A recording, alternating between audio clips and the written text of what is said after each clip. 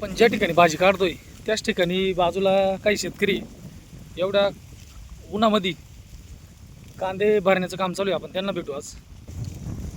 Super कांदा आहे, आपण पाहू शकता. आज कॅरेट भरला आहे शेतकरी एवढं उन्हातानामध्ये. शेतकऱ्यांच्या मायमावल्या उन्हातानात बसून कांदे निवडायचं काम चालू आहे त्यांचं. आणि या कष्टाची किंमत जर 7 आणि 8 रुपये किलोनं जर कांदा पडत असेल, शिल्लक राहण्याची गोष्टच राहत नाही पाठीमागे काही. आपल्यासोबत शेतकरी आहे. काल त्यांनी कांद्याचा ट्रॅक्टर भरलेला होता. सुपर माल आहे, आपण पाहू शकता. आणि काल काय भाव गेला त्यांना विचारू आपण. काका नमस्कार. नमस्कार. काल काय भाव गेला होता कांदा आपला? 800 रुपये गेला. 800 रुपये. काय परवडतं की नाही परवडत? काय 800 ना काय परवडत नाही परवडत ना. 800 ना काहीच परवडत नाही.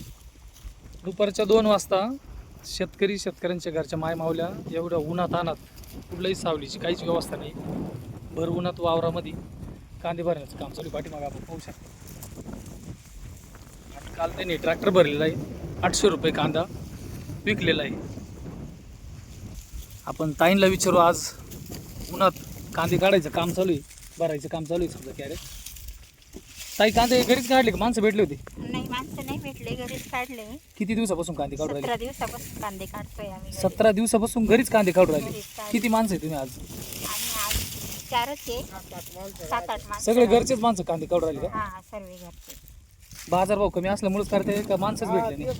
बाजारभाव बाजारभाव कमीच आहे ना. माणसांकडे गेले होते, मजूर भेटलेच नाही की मग? नाही. मजूर भेटलेच नाही ना. हा. 17 ते 18 दिवसापासून तुम्ही घरीच कांदे काढून राहिले. घरीच काढ राहिले.